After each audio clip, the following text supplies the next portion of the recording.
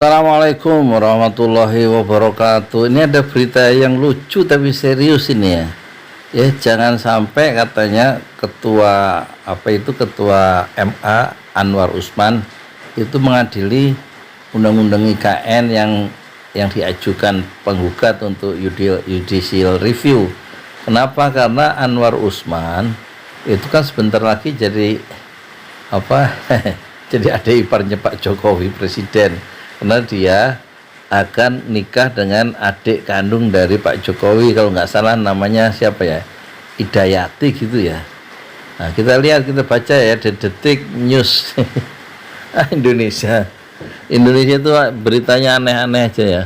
Penggugat minta Ketua MK Mahkamah Konstitusi tidak ikut mengadili undang-undang IKN karena bakal jadi ipar Jokowi. Yang nulis Andi Saputra, Detik News. Kayaknya Andi Saputra itu pasti ketawa juga ya waktu nulis berita kayak gini nih. Selasa 5 April hari ini ya, jamnya 16.23. Jadi ada gambar siapa ini? Ketua MK YouTube Sekretariat Presiden Jakarta. Penggugat Undang-Undang Ibu Kota Negara IKN yang diajukan Poros Nasional Kedaulatan Negara PNKN meminta Ketua Mahkamah Konstitusi atau MK Anwar Usman tidak ikut mengadili judicial review. Alasannya apa? Alasannya Anwar Usman itu akan menjadi adik ipar Presiden Joko Widodo Jokowi, sehingga dikhawatirkan terjadi konflik kepentingan. Pastilah konflik kepentingannya. Agenda utama sidang pada Selasa 5 April 2022 adalah penyampaian perbaikan permohonan oleh tim lawyer PNKN. Sidang dipimpin oleh Ketua MK Anwar Usman dan didampingi sejumlah hakim MK. Hadir mewakili pemohon dari PNKN adalah Abdullah Hehamahua. Abdullah Hehamahua, Marwan Bartubara, Syamsul Balda, dan Daniel M. Rosyid. Orang-orang ngetop ini. Poros Nasional Kedaulatan Negara PNKN. Dalam sidang yang disiarkan di kanal YouTube MK itu terlihat setelah membuka sidang kedua, Ketua MK mempersilahkan tim lawyer PNKN membacakan pokok-pokok perbaikan yang terdapat dalam perbaikan permohonan uji formal Undang-Undang IKN yang diajukan Poros Nasional Kedaulatan Negara ya. Kedaulatan Negara.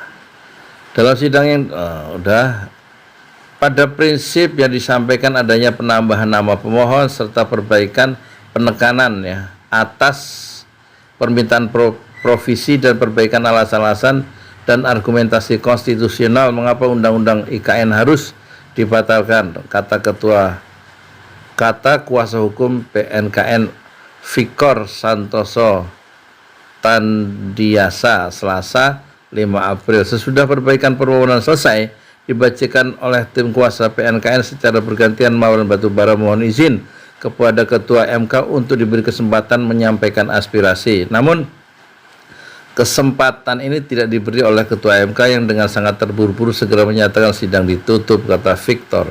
Padahal, kata Victor, sebagaimana berlangsung pada sidang pertama sebelumnya, sebelum sidang ditutup biasanya Ketua MK pimpinan sidang selalu menawarkan dan memberi kesempatan kepada para pemohon untuk berbicara atau menyampaikan aspirasi. PNKN merasa sangat dirugikan dengan kejadian dan sikap Ketua MK ini. Namun PNKN tidak ingin berspekulasi atas motif dibalik tidak diberi kesempatan bagi pemohon untuk berbicara sebelum sidang kedua ditutup, ujarnya. Kenapa ditutup? Buru-buru, orang itu kan boleh ngomong dulu gitu semestinya ya kan. Nah, kita lihat kelanjutannya. Victor menyampaikan, PNKN memohon agar Ketua MK tidak ikut memeriksa, mengadili, dan memutus perkara yang dimohonkan PNKN, yakni perkara nomor 25 PUU 20/2022.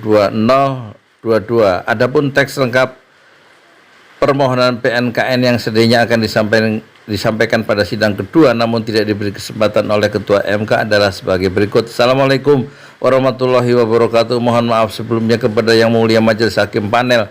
Apa yang ingin kami sampaikan ini sama sekali tidak bertujuan untuk masuk ke dalam permasalahan pribadi yang mulia Ketua Mahkamah Konstitusi, yakni terkait dengan pernikahan dengan adik dari Presiden Republik Indonesia yang nantinya akan menjadi pihak yang akan memberikan keterangan kontra terhadap permohonan kami. Sebenarnya secara pribadi kami sangat berbahagia mendengar kabar tersebut dan memohon dan mendoakan agar segala urusan dilancarkan oleh Allah Subhanahu wa taala serta kelak dapat menjadi keluarga yang sakinah, mawaddah dan warahmah, ya kan. Namun yang mulia, kita mengetahui bahwa terdapat batasan-batasan dalam setiap jabatan. Dalam perkara IKN ini kita semua mengetahui bahwa ide pemindahan IKN adalah merupakan ambisi presiden.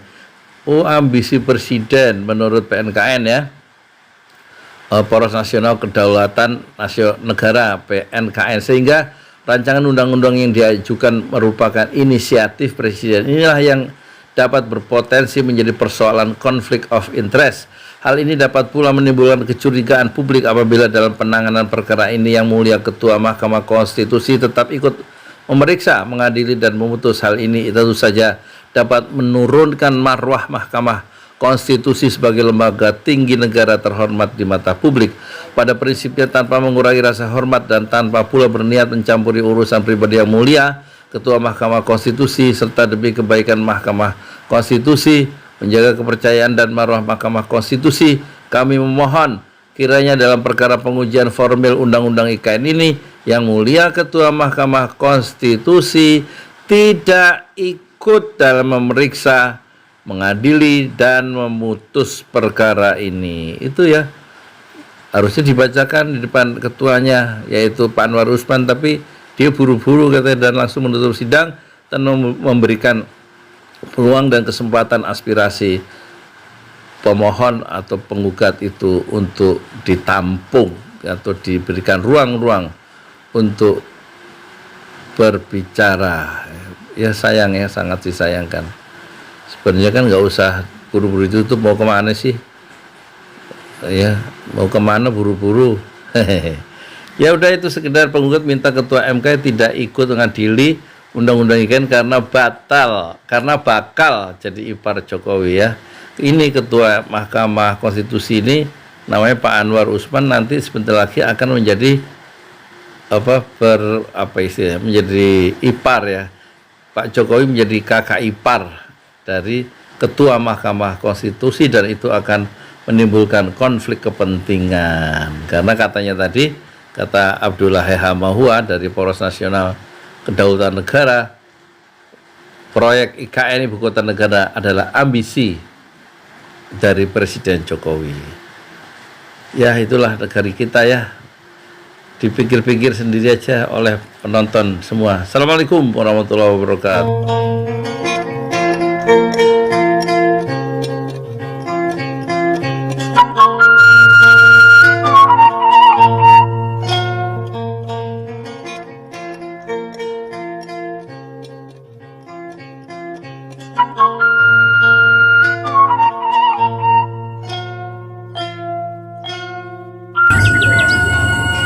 Assalamualaikum warahmatullahi wabarakatuh. Inilah lokasi Masjid 6 Syuhada di atas tanah wakaf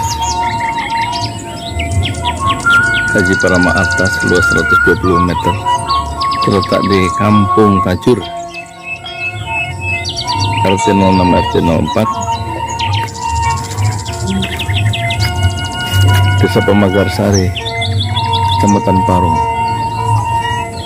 Bogor, Indonesia.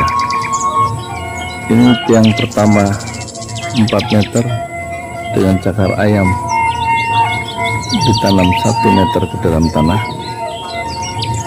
Kemudian ini tiang yang kedua yang sudah dikerjakan. Ini tiang ketiga, keempat,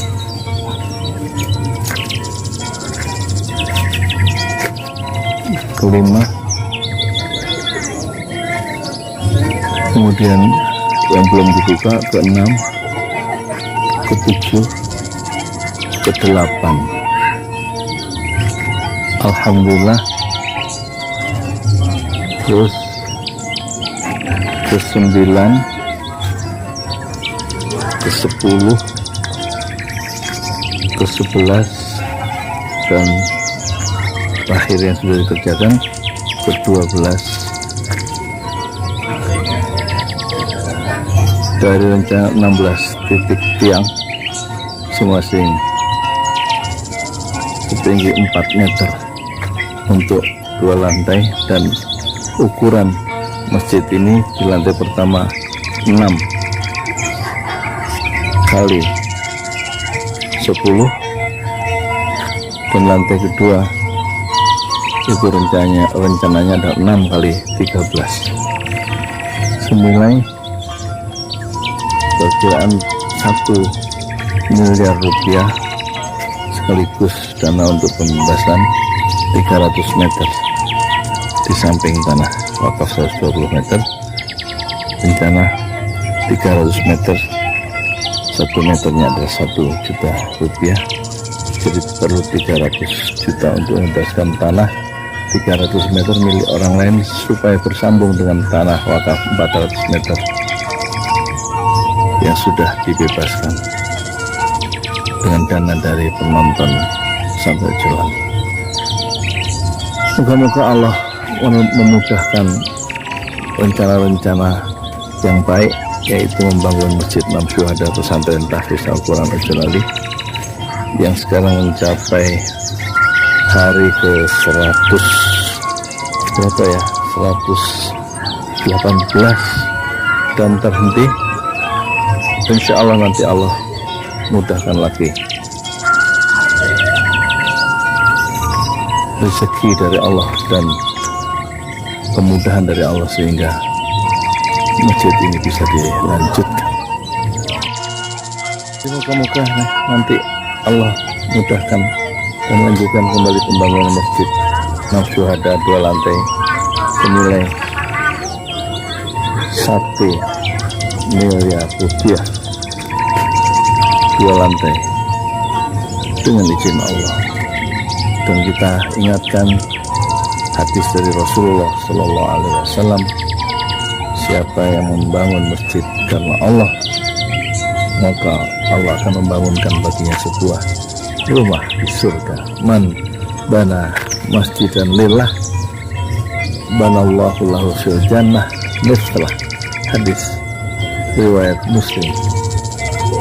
Siapa yang membangun masjid karena Allah, man bana masjidan lillah banallahu lahu fil jannah, maka Allah akan membangunkan baginya sebuah rumah di surga. Sayyidi Pramuka, tukang donat dari para hijau, kerja di semesta fasbil sabar jamilah, bersabarlah dengan kesabaran yang indah. Assalamualaikum. Demi nambah cinta telah ku persembahkan hatiku hanya untukmu. Telah ku jaga kejujuran dalam setiap nafasku, karena demi cinta telah ku relakan kecewa.